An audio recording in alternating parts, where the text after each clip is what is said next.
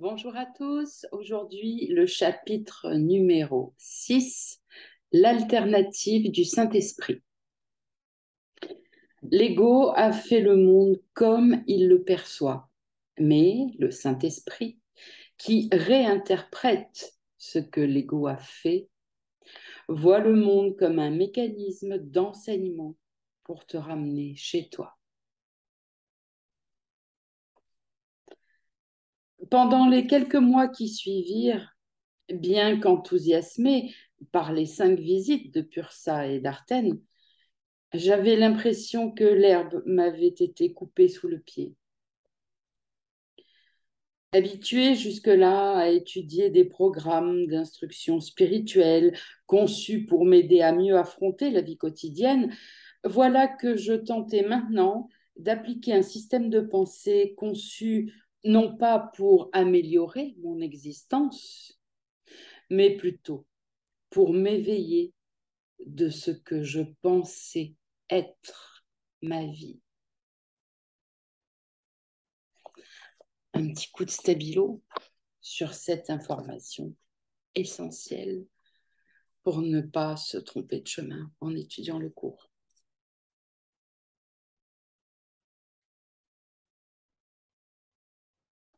Voilà que je tentais maintenant d'appliquer un système de pensée conçu non pas pour améliorer mon existence, mais plutôt pour m'éveiller de ce que je pensais être ma vie.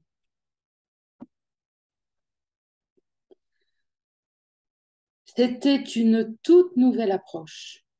Ironiquement, cet entraînement dans lequel je m'étais engagée augmenterait néanmoins ma qualité de vie, mais en mettant l'accent sur la recherche de la paix plutôt que sur le renforcement de mon aptitude à sortir vainqueur des conflits. En observant de plus près comment je réagissais dans la vie quotidienne, je fus choquée de découvrir à quel point je portais souvent des jugements automatiquement. Ayant pris conscience de cette tendance, je pus m'en détacher peu à peu et désamorcer mes rancœurs. Ce n'était pas encore le vrai pardon, mais j'étais désormais plus conscient du mode de pensée de mon ego.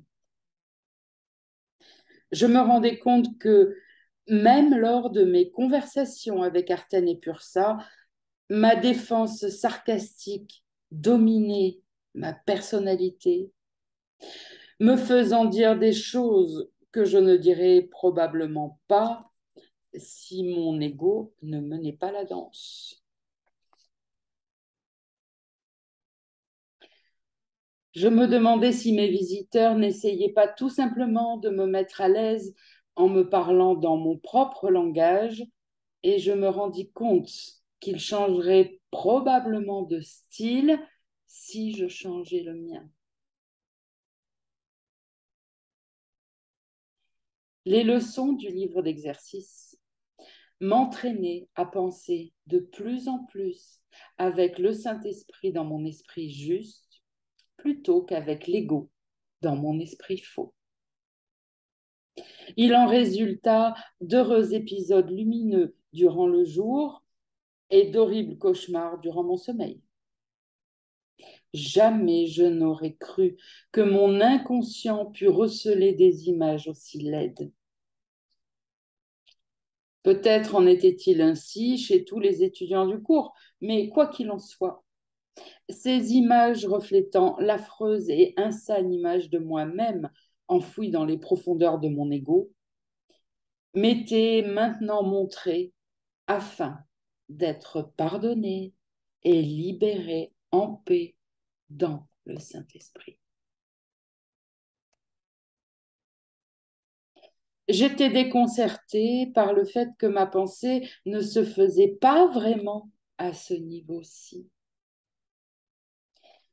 C'était l'esprit qui signalait à mon cerveau quoi voir, quoi entendre, quoi penser, quoi faire et quoi expérimenter. Mon cerveau n'était que le matériel programmé dirigeant mon corps en me transmettant un film qui pourrait s'appeler La vie de Gary. L'esprit était comme un programmateur me disant par mon corps et mon cerveau quoi expérimenter et comment agir. J'avais été contrôlée comme un robot, programmée pour penser que c'était réellement moi qui prenais les décisions à ce niveau-ci. Tout comme un être humain peut construire un ordinateur et le programmer selon sa volonté, ou bien diriger les agissements d'un personnage virtuel dans un environnement qui n'existe pas vraiment, l'esprit, programmeur, je voulais vous dire une chose, en fait, c'est pour ça que je bafouille, donc je vais le dire. Il est question là, bien sûr, de l'esprit endormi. Hein. On est d'accord. Donc, l'esprit programmeur contrôlait mes mouvements et mes expériences dans un monde qui n'existait pas réellement, afin de me convaincre que j'étais un corps. Ce corps obtenait parfois ce qu'il voulait, mais il lui manquait habituellement quelque chose, physiquement ou psychologiquement. Et ce manque symbolisait la séparation d'avec Dieu. Les raisons spécifiques de mes problèmes m'étaient montrées comme étant extérieures à moi-même, opérant dans un univers qui n'était pas réellement là, afin de servir de bouc émissaire à ma culpabilité inconsciente quant à cette même séparation. Je me rendais compte que même si cet esprit inconscient qui menait le jeu semblait être à l'extérieur de moi, il ne l'était pas réellement. L'esprit qui émettait les directives du système de pensée de l'ego se trouvait à l'intérieur de moi, non à l'extérieur. Ce qui voulait également dire que l'univers se trouvait dans mon esprit et non au dehors. Un petit peu de stabilo sur cette information.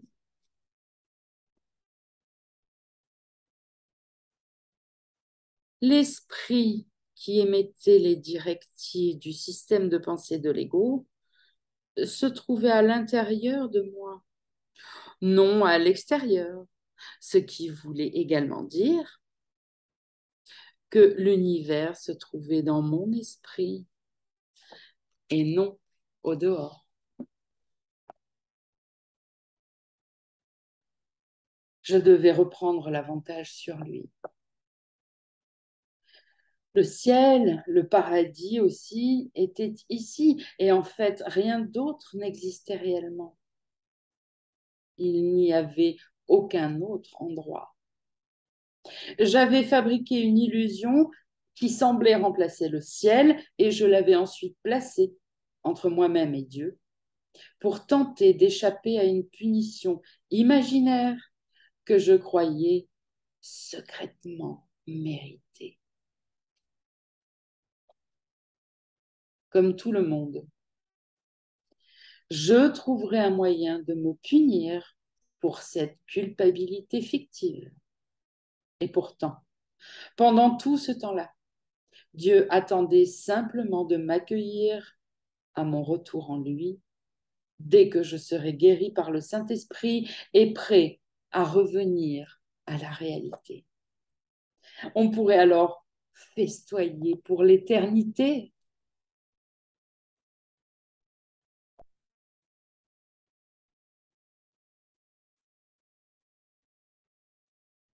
Jusque-là, je n'avais pas eu la moindre idée de tout cela. Cette prise de conscience me fit apprécier la magnitude de mon esprit. Je savais que toutes les décisions concernant l'illusion avaient été prises inconsciemment et qu'ensuite, les symboles qui leur correspondaient avaient été mis en scène dans le faux univers. Il y avait d'abord eu la décision d'être séparé et coupable.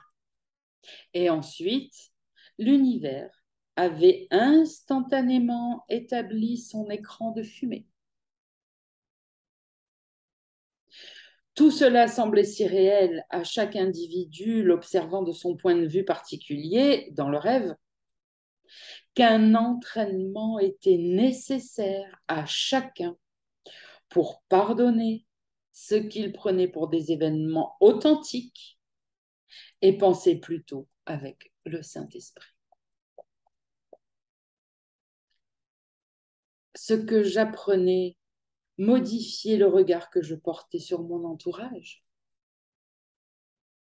Par exemple, mes beaux-parents, que je considérais comme des critiques sévères, ne changèrent évidemment pas, mais je pouvais maintenant prendre un peu de recul et comprendre que leur attitude réactionnaire symbolisait ma façon de réagir au comportement de certaines personnes ainsi qu'à divers problèmes qui surgissaient dans ma propre vie.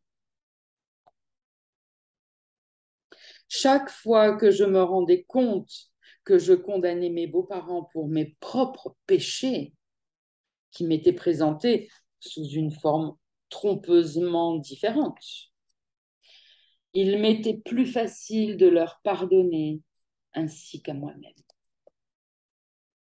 Un autre exemple. Mes pensées au sujet des agents de change avec qui je négocie au téléphone sur les divers marchés financiers. Plusieurs avaient une personnalité extrêmement brutale, destructrice et égocentrique. Certains essayaient d'être sincèrement serviables et avaient un comportement professionnel, mais d'autres n'étaient manifestement pas à leur place dans ce métier. Ils prenaient un malin plaisir aux difficultés et aux pertes occasionnelles des clients, et ils se conduisaient parfois comme des ennemis délibérés plutôt que des amis. Je comprenais maintenant que leur hostilité symbolisait le système de pensée de l'ego mis en scène dans un monde qui attendait mon pardon plutôt que mes représailles.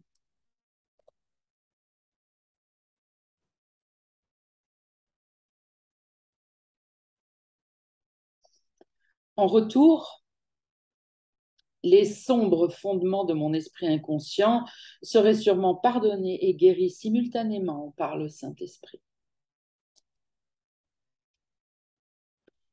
Je devins alors plus pacifique et me laissais de moins en moins troubler par le comportement parfois inapproprié des autres. Je me rendis compte que si je poursuivais dans cette voie, j'aurais besoin de beaucoup d'aide pour pardonner les images très réalistes qui m'étaient montrées et qui étaient conçues par l'ego pour l'emporter sur moi en tout temps. C'est à J que je demanderai cette aide. J'aurais pu tout aussi bien la demander à Artène et à Pursa, à qui j'étais profondément reconnaissant, ou bien les prier en tant que Jude et Thomas. Ou encore, j'aurais pu, comme la plupart des étudiants, accentuer ma relation avec le Saint-Esprit, dont le cours disait sagement qu'il n'était pas la voix de Dieu, mais plutôt la voix pour Dieu. Mais j'avais déjà établi une relation avec J et j'étais très heureux de continuer à la développer. D'après mon apprentissage et mon expérience, je savais que la séparation serait terminée dès l'instant où je prendrais sa main. Évidemment, ce serait également vrai si je prenais la main du Saint-Esprit. En fait, tout symbole de Dieu ferait l'affaire.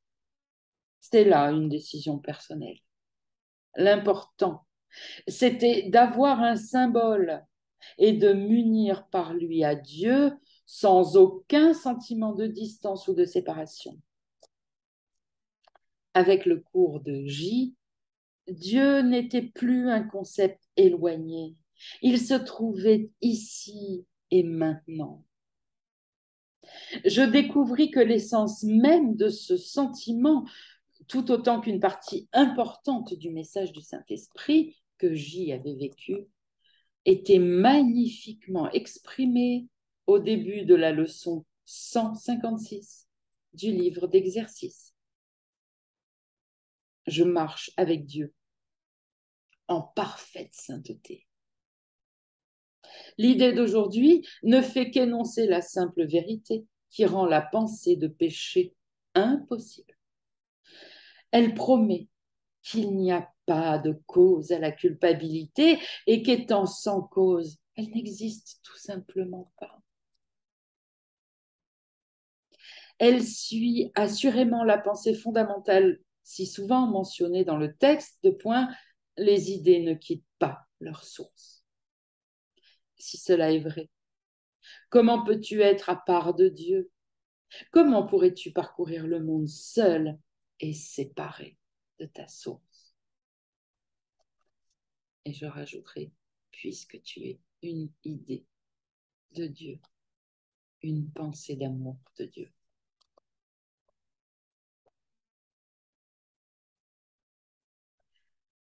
Ainsi, le Saint-Esprit était-il cohérent dans l'enseignement du principe de l'expiation que mes instructeurs avaient emprunté au cours, selon lequel la séparation d'avec Dieu n'avait jamais eu lieu.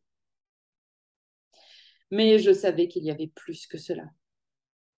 Je croyais Artène et Pursa quand ils disaient que la voie permettant de rentrer au bercail résidait dans le vrai pardon. Autrement, comment J aurait-il pu pardonner à ceux qui détruisaient son corps? Je mis fidèlement en pratique les leçons du livre d'exercice, mais j'avais également hâte d'entendre les explications d'Artène et de Pursa sur le Saint-Esprit et le vrai pardon. Je m'efforçais particulièrement de me rappeler, chaque fois que je le pouvais, que l'amour n'a pas de rancœur. Ce qui avait la vertu de stopper tout net mes jugements. Comment aurais-je pu me plaindre d'une situation ou juger une sœur ou un frère ou désirer un résultat différent si j'étais l'amour et si l'amour n'a pas de rancœur? Mon attitude et mes processus mentaux changeaient. Par exemple, entre Karen et moi, c'était souvent comme l'eau et le feu. Quand je voulais réfléchir tranquillement, elle désirait constamment parler. Je lui ai expliqué plusieurs fois que j'avais besoin de me concentrer quand je me trouvais dans la pièce qui nous servait de bureau, mais en vain. J'avais l'impression de m'adresser à un mur. Nous étions très différents. Quand je pensais à cette situation, en utilisant les principes du cours que j'avais appris jusque-là, je me souvins que c'est moi qui avais décidé de l'épouser. Je n'étais certes pas une victime. De plus, qu'était sa résistance à mes demandes répétées, sinon une forme de sommeil ou de déni? Et n'était-ce pas réellement symbolique de mon propre déni de plusieurs choses, y compris de tout le système de pensée de l'ego? Un soir, où elle s'était mise à m'inonder de ses paroles alors que j'essayais de travailler, je pensais enfin, en cette circonstance particulièrement difficile, à utiliser l'idée que l'amour n'a pas de rancœur. Je me sentis soudain différent. Je n'essayais pas d'appliquer l'amour, plutôt j'étais l'amour. Je pus alors considérer le problème comme une occasion de choisir ce que je voulais être en voyant Karen avec les yeux de l'amour inconditionnel du Saint-Esprit. À partir de ce moment-là, Je travaillais surtout lorsqu'elle était absente ou qu'elle s'était endormie pour la nuit. Ainsi, je pouvais à la fois prendre le temps de l'écouter et me concentrer tranquillement sur mon travail. Puis, le 21 décembre, un an exactement, après leur toute première visite, Arten et Pursa apparurent dans mon salon pour la 6e fois. Gary, je savais que vous viendriez aujourd'hui, c'est notre anniversaire. Pursa, c'est vrai. Nous avons choisi ce jour uniquement pour toi. Les dates ne nous importent guère, mais nous savions que tu avais hâte que nous revenions. Gary, ce n'est pas parce que je l'avais inscrit à mon agenda que j'avais hâte, mais voyons. Désolée, je vais essayer de ne pas trop jouer au petit génie, au petit malin. Arten, ne tente pas de tout changer en même temps, mon cher frère, tu pourrais exploser. Pur ça. Néanmoins, nous sommes ici pour t'aider à accélérer tes progrès. Le passé n'était qu'un prologue. Tout ce que nous t'avons dit jusqu'ici n'avait pour but que de te préparer. Notre style a été conçu pour te rendre attentif.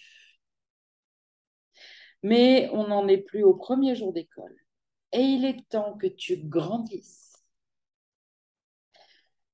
Si tu marches avec J ou le Saint-Esprit, cela signifie que tu penses comme eux.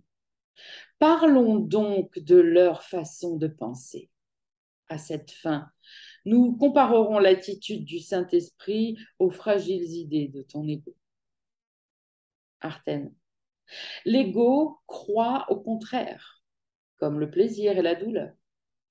Le Saint-Esprit dit qu'il n'y a pas d'opposé et que ta vraie joie ne peut avoir de contrepartie. Comme l'énonce le cours de point, comment peux-tu trouver la joie dans un lieu sans joie, sauf en te rendant compte que tu n'es pas là?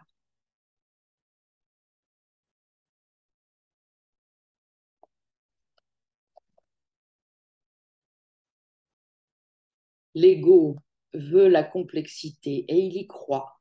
La vérité du Saint-Esprit est simple.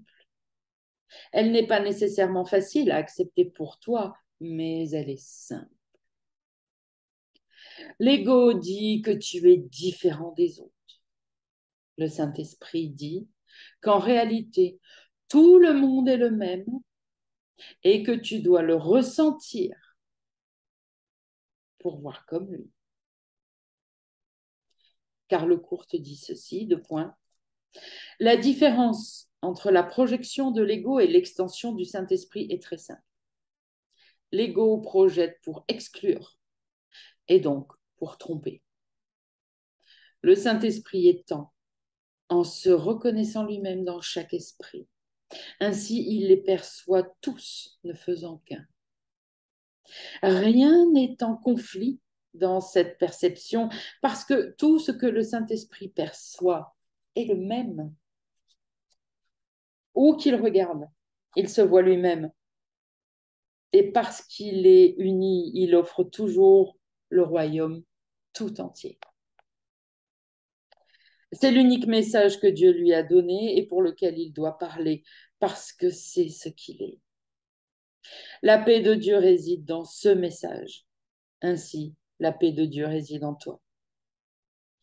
La grande paix du royaume, lui, à jamais dans ton esprit, mais elle doit rayonner au dehors pour que tu en prennes conscience.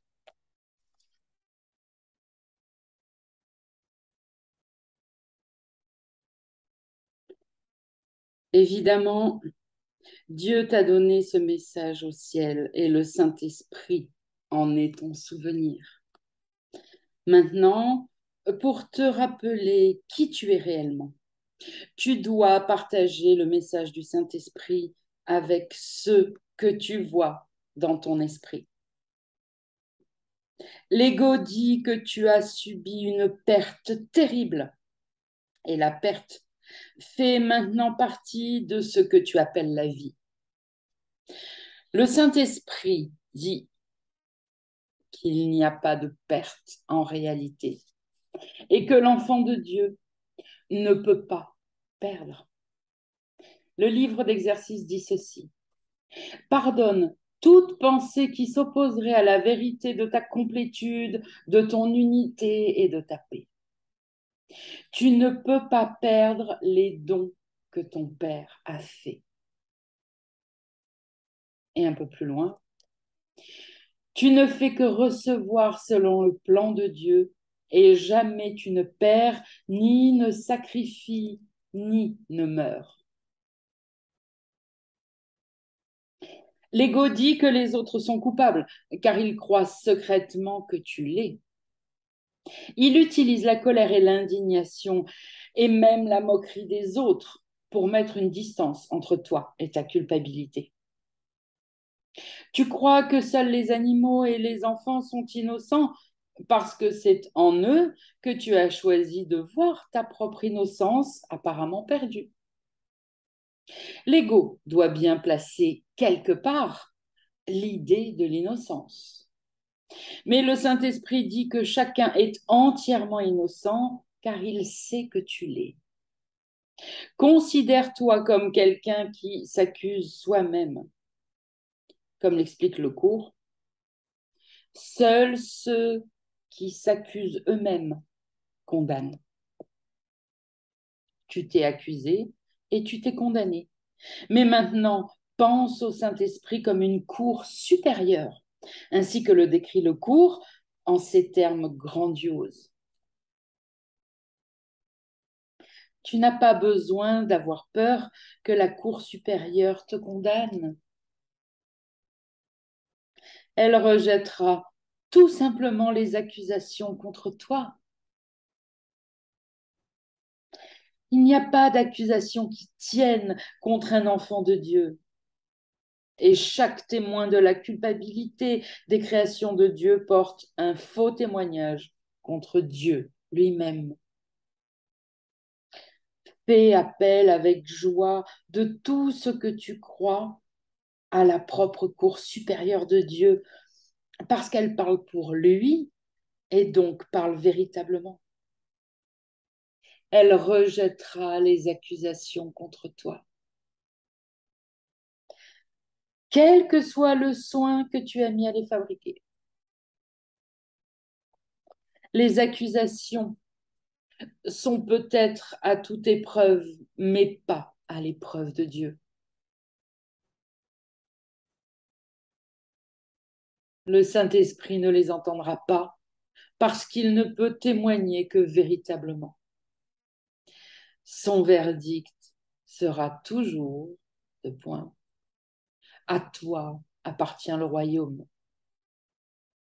parce qu'il t'a été donné pour te rappeler ce que tu es.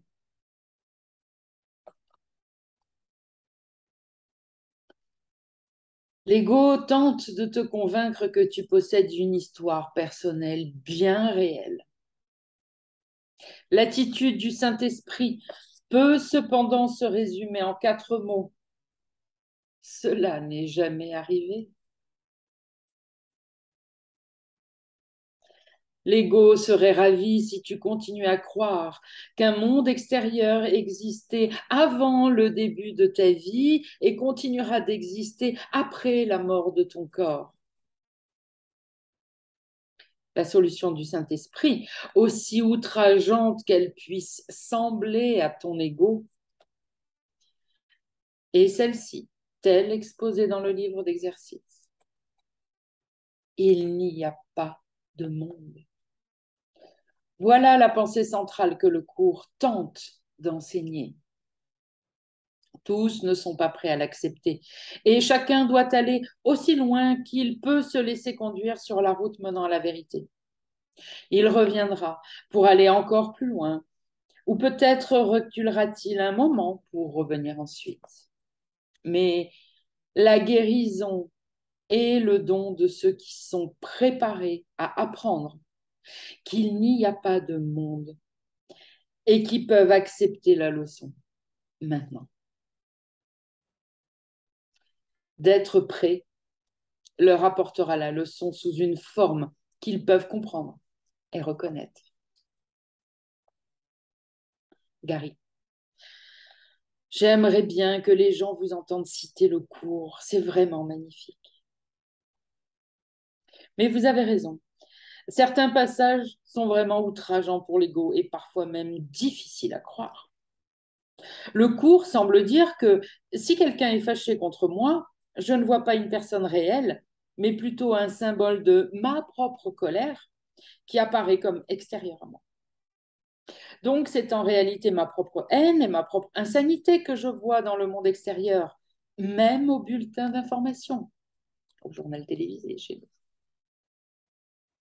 C'est joliment farfelu. Et pourtant, selon vos explications, cela est logique. Artène. Oui. Et l'ego dirait que cette personne en colère que tu vois à l'extérieur de toi est une menace dont tu dois absolument t'occuper. Le Saint-Esprit considère cet individu fâché comme une personne souffrante qui appelle à l'aide. Puisque le cours enseigne, comme nous l'avons vu dans une citation antérieure, que tu n'éprouves que deux émotions, l'amour et la peur, le Saint-Esprit voit tout ce qui se trouve dans le monde comme une expression d'amour ou un appel à l'amour. Dis-moi donc, si quelqu'un exprime de l'amour, quelle est pour toi la réaction appropriée, Gary? L'amour, évidemment. Artène, excellent, Gary. Ton diplôme d'études secondaires commence enfin à porter ses fruits. Et si quelqu'un lance un appel à l'amour, quelle est alors pour toi la réaction appropriée, Gary? L'amour, mon cher maître. Dans le système de pensée du Saint-Esprit, la réaction appropriée à toute situation est toujours l'amour. Quand on pense avec le Saint-Esprit, on a une attitude constante qui est l'amour. Jésus nous en donnait l'exemple. Il pensait constamment avec le Saint-Esprit. Donc, il était constamment dans une attitude d'amour et donc de pardon. Artène, magnifique. Je vais conclure avec toi un accord inspiré par l'amour. Je vais cesser de faire le petit malin si tu cesses aussi. C'est moins amusant de recevoir la balle que de la lancer, n'est-ce pas, Gary? Je comprends ce que vous voulez dire. En tout cas, je le fais moins. Je saisis bien l'idée de la constance de l'amour. Pur ça. Très bien. Si le cours dit qu'il n'y a pas de monde, il n'y a donc pas réellement de gens plus intelligents ou moins doués que toi. Il n'y a pas vraiment de gens plus riches que toi ou plus célèbres, ou qui reçoivent plus de sexe que toi, ou qui font le nécessaire pour que tu te sentes fâché, inférieur ou coupable. Il n'y a réellement personne qui te poursuive pour quoi que ce soit. Il n'y a pour toi aucun monde à conquérir. Comme pour ces adultes qui jouent au roi de la montagne et qui se rejettent mutuellement en bas de celle-ci, ce qui symbolise simplement l'ego tentant de détrôner Dieu. Aucun problème ni aucune menace ne peut vraiment te blesser d'aucune façon. Tout cela n'est qu'un rêve. Et c'est tout à fait possible pour toi de connaître la paix et l'absence de peur qui accompagnent la certitude de cette vérité. Comme J te le demande explicitement dans le texte de point. Et si tu reconnaissais que ce monde est une hallucination? Et si tu comprenais réellement que c'est toi qui l'as inventé? Si tu te rendais compte que ceux qui semblent y marcher pour pécher et mourir, attaquer, tuer et se détruire eux-mêmes, sont entièrement irréels.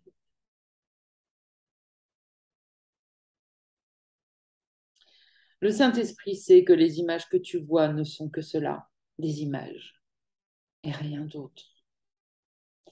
En l'adoptant comme enseignant, tu apprends à en faire l'expérience par le pouvoir de son pardon, qui est ton pouvoir quand tu te joins à lui et que tu penses comme lui. Artène. L'ego dit que tu es un corps, tandis que le Saint-Esprit dit que tu n'es pas un corps, que tu n'es pas une personne, que tu n'es pas un être humain, mais que tu es plutôt comme lui. L'ego dit que tes pensées sont très importantes, tandis que le Saint-Esprit sait que seules les pensées que tu as avec Dieu sont réelles et que rien d'autre n'importe. Au ciel, tu n'as pas à penser du tout. En fait, tu es pensé par Dieu. À ce niveau, le cours considère les pensées que tu as avec le Saint-Esprit comme tes pensées réelles. Qui plus est, on pourrait dire que le Saint-Esprit est la seule vérité au niveau du monde. Revois les leçons 35 à 45 du livre d'exercices, entre autres. L'ego appelle au sacrifice. Par contraste, le Saint-Esprit dit qu'il n'est besoin d'aucun sacrifice, d'aucune sorte. Lors de notre prochaine visite, nous parlerons brièvement de la véritable signification de la crucifixion et de la résurrection. L'ego dit le Seigneur donne et le Seigneur reprend. Le Saint-Esprit sait que Dieu ne fait que donner et ne reprend jamais. Jamais. L'ego proclame Ah. Je recommence. Normalement, je sais bien le dire, ce mot-là. L'ego proclame irrévérencieusement que la mort est réelle, tandis que le Saint-Esprit dit que personne n'est mort et que personne ne peut jamais réellement mourir. L'ego juge les choses comme bonnes ou mauvaises, tandis que le Saint-Esprit dit qu'elles ne sont ni bonnes ni mauvaises, puisqu'elles sont fausses. Ainsi, tout ce qui existe au niveau de la forme est également faux, faux de manière égale, à cause de sa nature illusoire. L'ego attribue des identités spécifiques différentes. Tant son amour que sa haine sont dirigés vers des individus spécifiques. Le Saint-Esprit considère tout le monde comme étant le même et entièrement abstrait. Son amour, comme celui de J, n'est donc pas spécifique, mais global. L'ego invente d'astucieuses raisons pour que tu continues à écouter ses conseils égoïstes. Mais le Saint-Esprit est certain que tu finiras par te tourner vers lui et rentrer chez toi avec lui, comme le dictent les lois de l'Esprit et celles du pardon. Car, comme l'enseigne le cours, si tu apprends réellement à pardonner et que tu le fais vraiment, ton retour à Dieu suivra forcément. Un extrait du cours. Le salut n'est rien de plus que la justesse d'esprit, qui n'est pas l'unité d'esprit du Saint-Esprit, mais qui doit d'abord être atteinte pour que ensuite l'unité d'esprit soit rétablie. La justesse d'esprit mène automatiquement à l'étape suivante, parce que la perception juste est uniformément sans attaque, sans aucune attaque. Et la fausseté d'esprit est donc oblitérée à ce moment-là. L'ego ne peut pas suivre sans jugement. En conséquence, il est mis de côté. L'ego ne peut pas suivre sans jugement. En conséquence, il est mis de côté. L'esprit n'a plus alors qu'une seule direction dans laquelle aller. Cette direction lui vient toujours automatiquement parce qu'elle ne peut être dictée que par le système de pensée auquel il adhère. Sur ça. L'ego aime bien que tu regrettes ton passé. J'aurais pu, j'aurais dû. Si seulement j'avais fait ceci au lieu d'avoir fait cela. Si seulement j'avais su ce que je sais maintenant. C'est là son sketch préféré. Non seulement cela te rend-il réel ton passé, mais cela t'attriste, ce qui fait le bonheur de l'ego.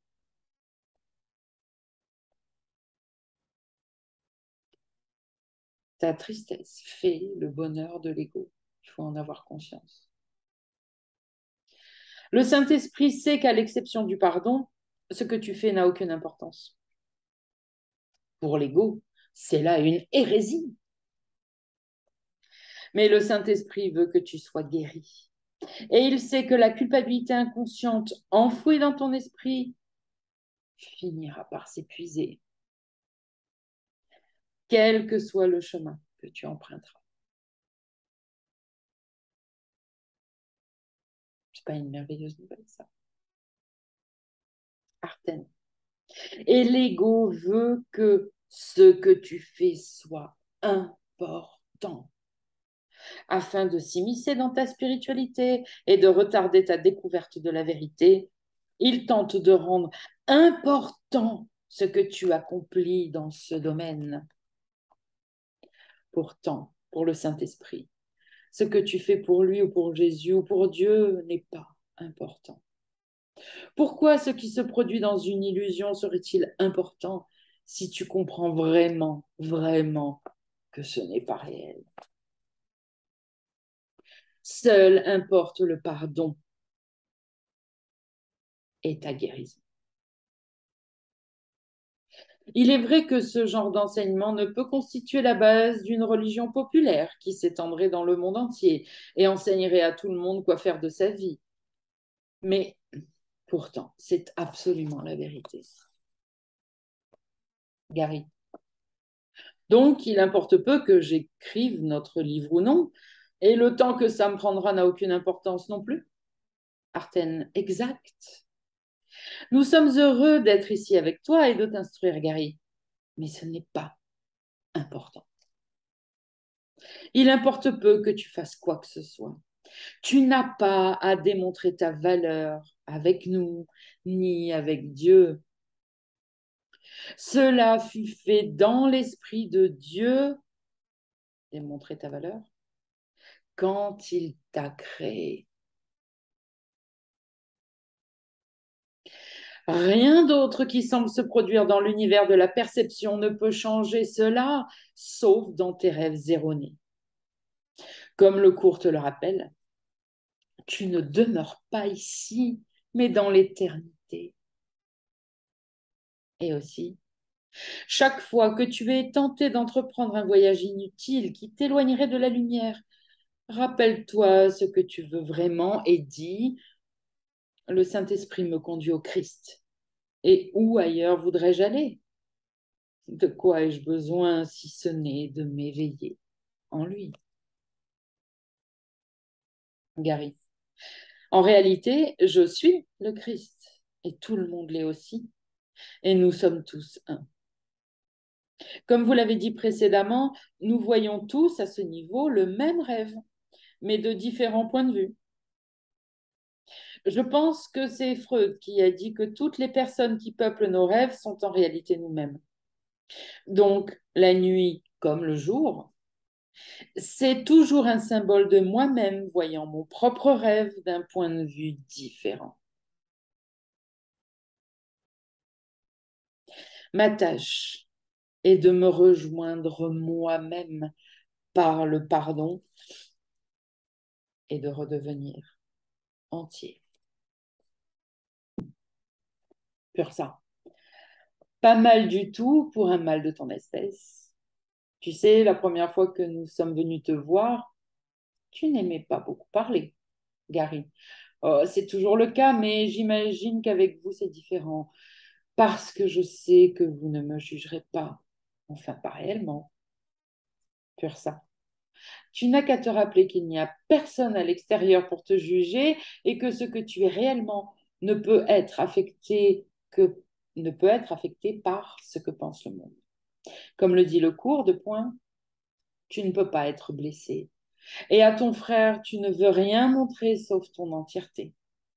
Montre-lui qu'il ne peut pas te blesser et ne lui fais aucun reproche. Sinon, c'est à toi-même que tu le fais. C'est cela que signifie présenter l'autre joue. Artène. Alors que le Saint-Esprit t'enseigne ta vraie force, l'ego te dit à toi et à tes confrères machos, ainsi qu'à toutes les femmes affranchies, qu'il faut être dur et frapper fort dans la foire d'empoigne du monde. Sinon, ce sont les autres qui l'emporteront. Tout cela ne fait que prouver à quel point ils ont peur, car s'ils n'avaient pas peur, ils n'auraient pas besoin d'être durs. C'est vraiment un appel à l'amour sans qu'ils le savent. Pur ça. L'ego essaie de te convaincre que tes problèmes sont le problème. Mais le Saint-Esprit sait que le problème réside plutôt dans la culpabilité inconsciente et bien cachée qui met en toi le besoin d'un monde de séparation.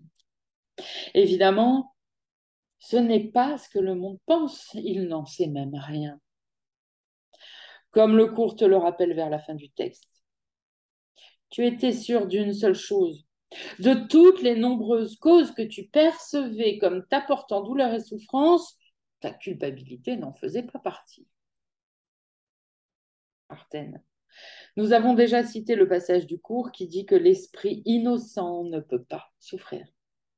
Ainsi, quand le cours dit que tu ne peux pas être blessé, cela signifie que pratiquer le pardon en sachant que tu ne peux réellement être blessé finira par te procurer la même capacité qu'avait J de ne pas souffrir ni ressentir de douleur. Un petit coup de stabilo. Ainsi,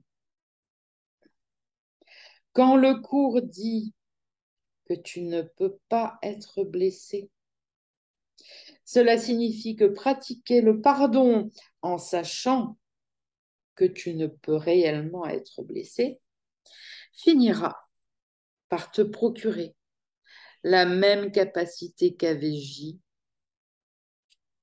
de ne pas souffrir ni ressentir de douleur.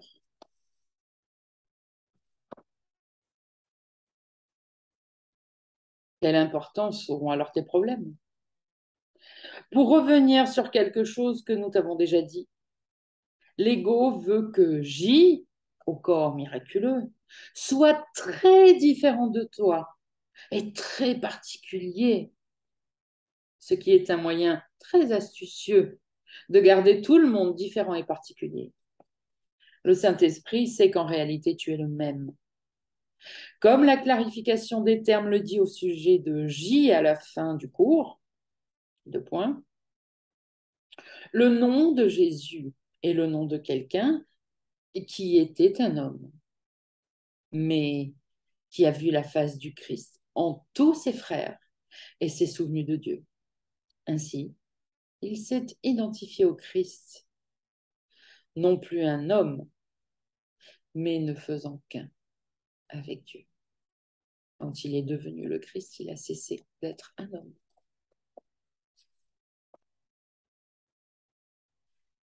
C'est ce qu'il veut, Jésus, c'est ce qu'il veut pour toi. Nous serons bientôt un peu plus précis sur les moyens d'acquérir l'attitude nécessaire pour voir le visage du Christ, qui est réellement ton visage, en chacun. Permets-moi de te rappeler que c'est toi que le pardon aide. Tu n'as pas toujours à te soucier personnellement de la personne à qui tu pardonnes. Ta tâche consiste simplement à corriger tes fausses perceptions et il est bon que tu saches que tu ne peux qu'en bénéficier. Gary. Donc, je n'ai pas à fréquenter les gens à qui je pardonne. Arten. Exact. Il ne s'agit nullement d'être une âme charitable, bien qu'il n'y ait rien de mal à accomplir de bonnes actions si cela te motive. Mais le cours t'apprend plutôt à devenir un juste penseur.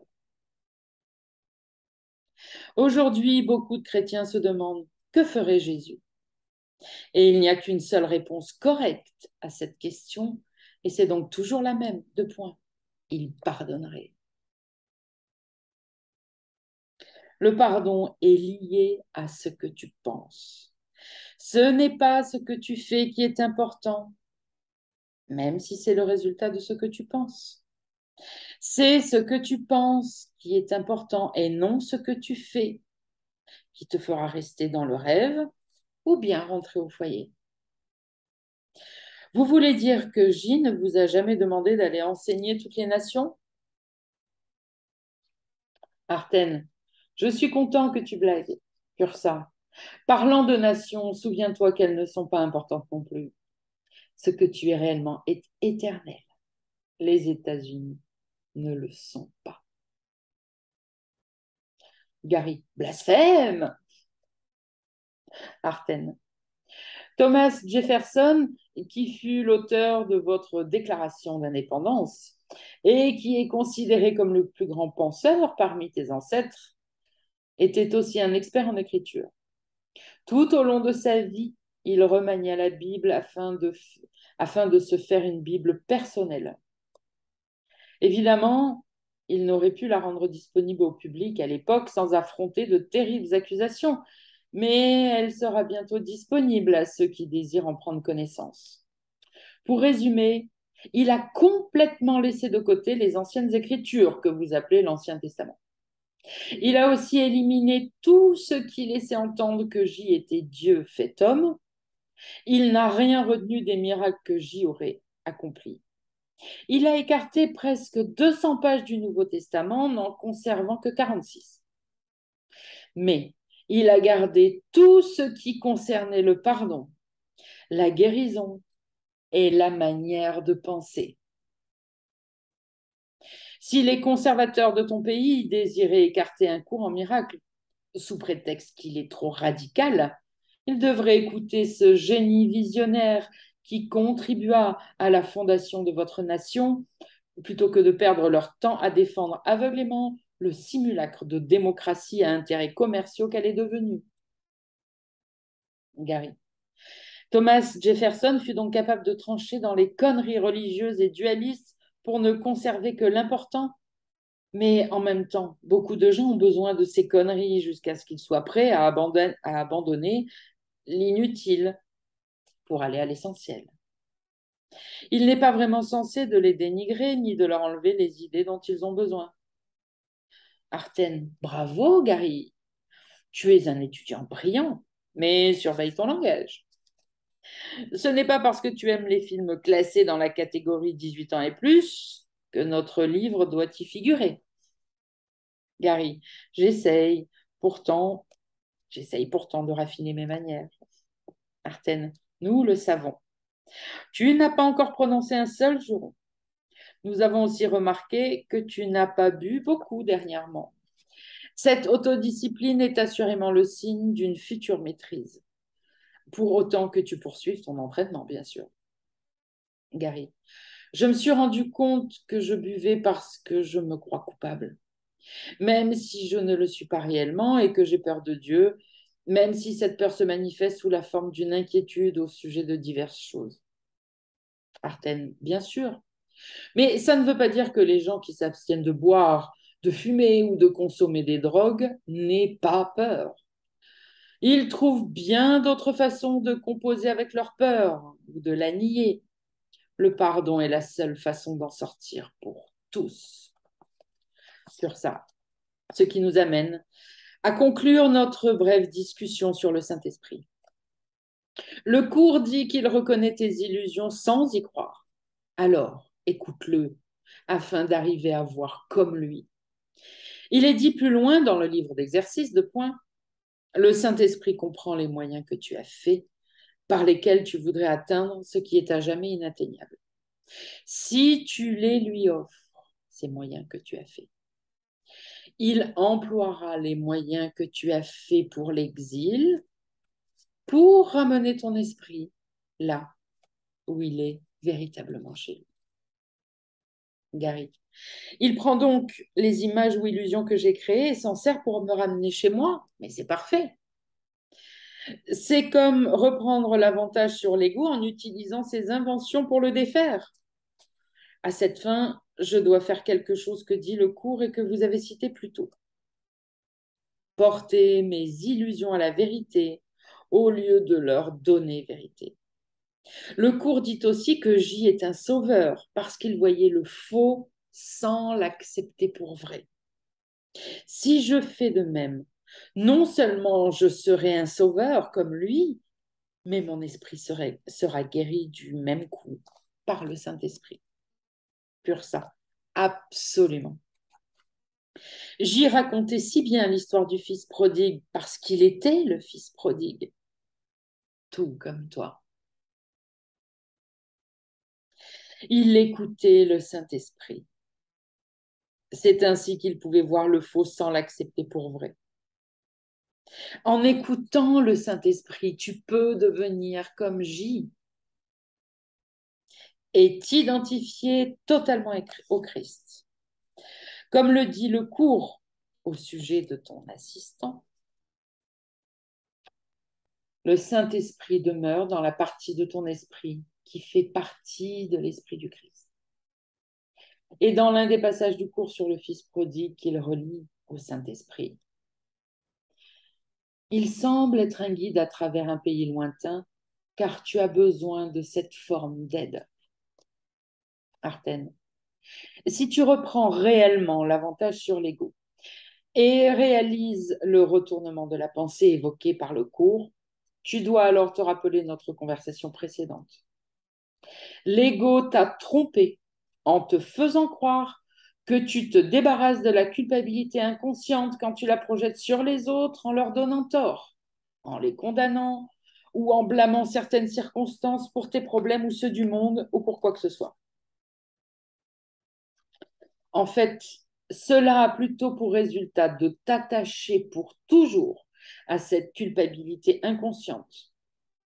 Comprends-tu un peu maintenant à quel point le pardon est important pour toi?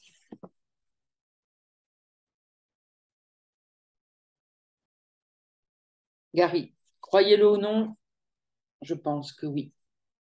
Le livre d'exercice m'aide beaucoup. Arten, bien sûr. Lors de notre prochaine visite, tu l'auras terminé. Tu seras alors dans une excellente position pour pratiquer le vrai pardon. Gary, je pourrais alors être un EDD, Arten et C. Gary, un enseignant de Dieu.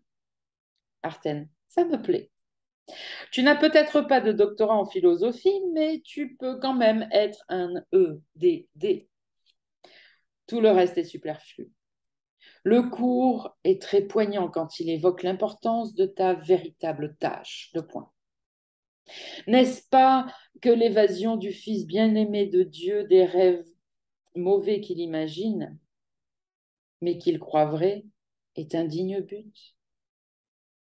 N'est-ce pas que l'évasion du Fils bien-aimé de Dieu des rêves mauvais qu'il imagine, mais qu'il croit vrai, est un digne but? Qui pourrait espérer plus, tant qu'il semble y avoir un choix à faire entre le succès et l'échec, l'amour et la peur? Gary, ouais, j'imagine que je ne peux rien espérer de plus. Je pense que le cours dit aussi que l'expiation est la profession naturelle des enfants de Dieu. Je suppose que si je m'y adonne, au pardon, je devrais réussir sur ça, bien sûr. Le vrai pardon est le but réel de la vie. Stabilo. Notez-vous-le en très, très, très gros. Le vrai pardon est le but réel de la vie. Si vous croyez encore ou avez cru, pardon, j'allume un petit peu, voilà. Voilà, si vous avez cru, vous croyez encore que vous avez quelque chose de grandiose à faire dans le monde, que vous avez une chose importante à faire dans le monde, qu'il faut que vous trouviez votre voie dans le monde, que vous avez des accomplissements. Tout ça, ce sont des pensées de l'ego pour vous garder enchaîné. Il n'y a rien à accomplir de monde. Rien n'est important, sauf le pardon. Le vrai pardon est le but réel de la vie de chacun. Vous voulez accomplir une grande chose, apprenez le vrai pardon. Et pardonnez du matin au soir quand tous les autres jugent du matin au soir. Là, vous aurez accompli des merveilles. Le vrai pardon est le but réel de la vie, mais tu dois le choisir afin de le faire tien. Souviens-toi que la pratique du vrai pardon ne peut que te conduire chez toi. Le J intérieur ne peut perdre, car J ne fait pas de compromis, puisque le Saint-Esprit n'en fait aucun.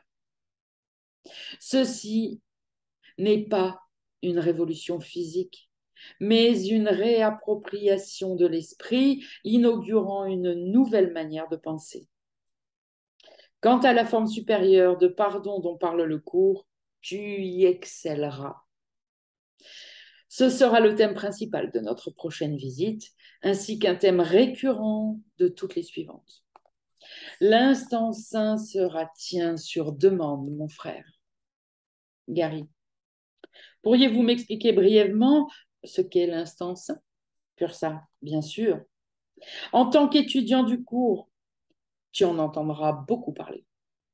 Même si l'instant saint a lieu en réalité à l'extérieur du temps et de l'espace, tu parais le choisir ici.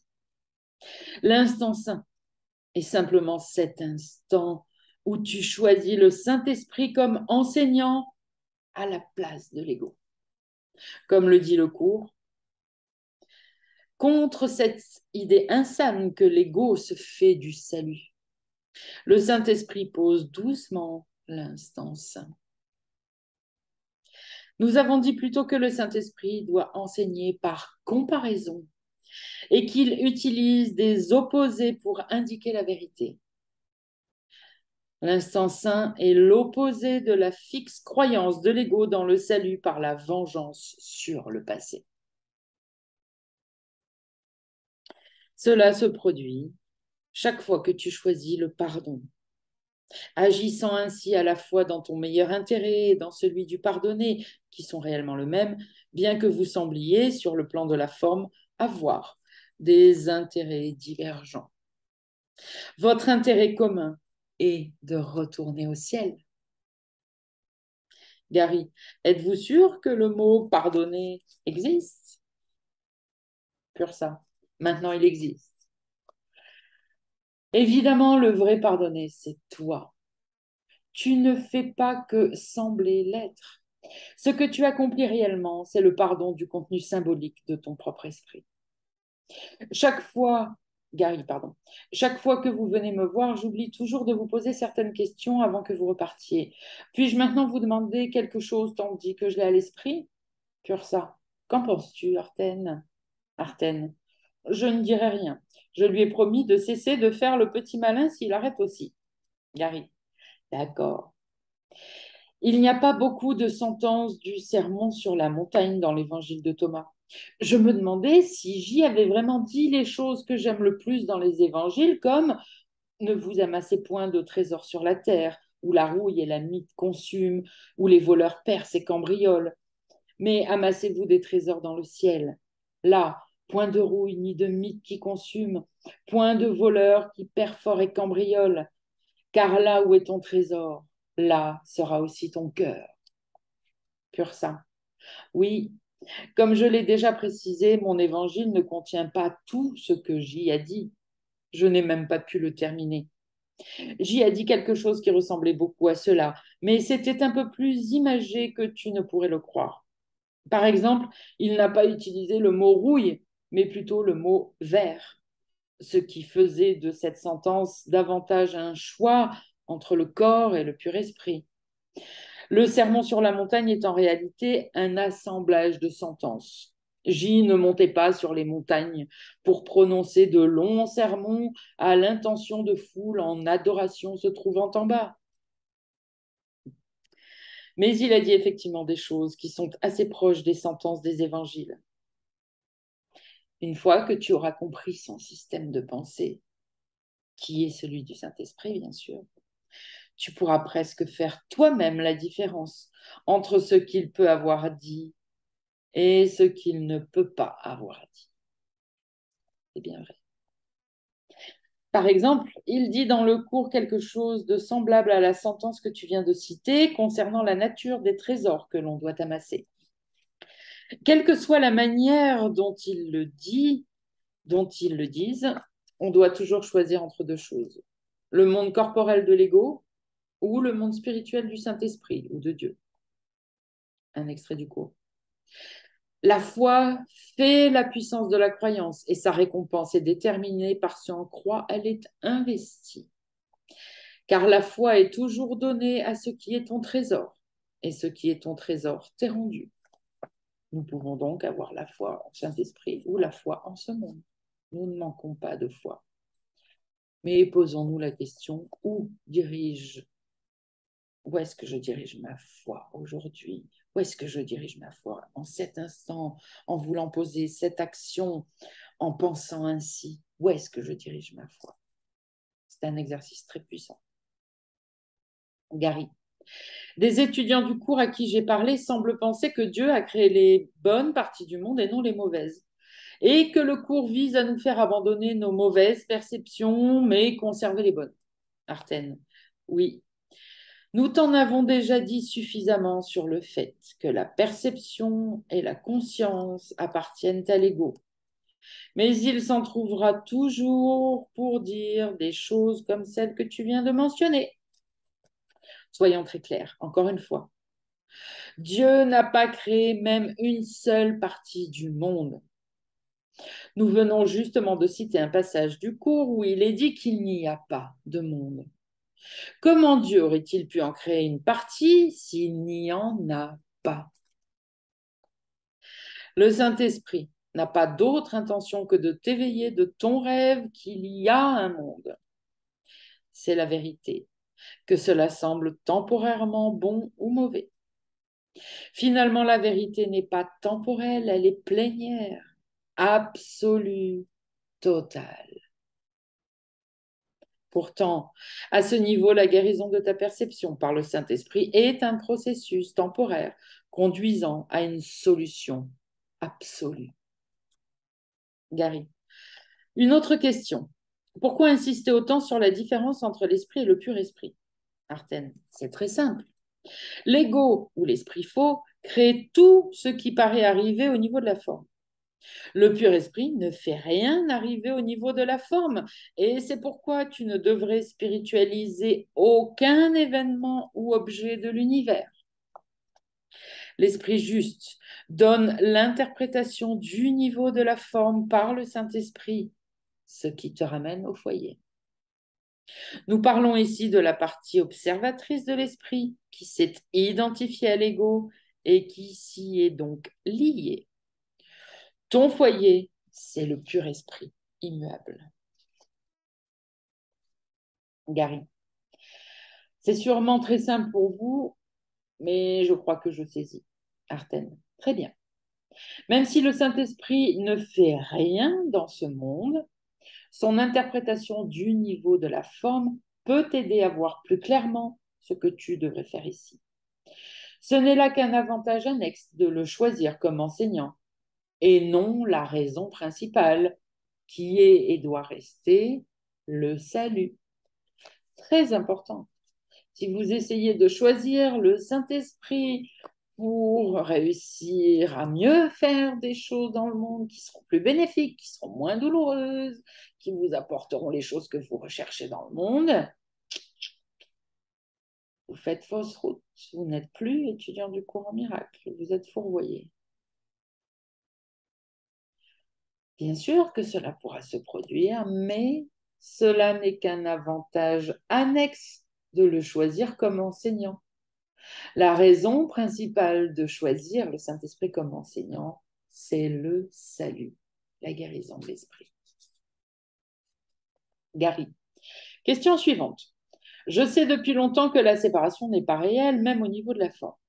Si les physiciens ont raison quand ils disent que l'on ne peut rien observer sans l'affecter au niveau subatomique, je peux alors changer instantanément une étoile se trouvant à des milliards d'années-lumière si je la regarde. Sa distance importe peu, puisqu'elle n'est pas réellement là-bas, mais plutôt dans mon esprit. Si beaucoup de choses dans l'univers imitent des aspects de la vérité, le fait que la plus grande partie de l'univers nous soit cachée est-il lié au fait que la plus grande partie de l'esprit soit inconsciente?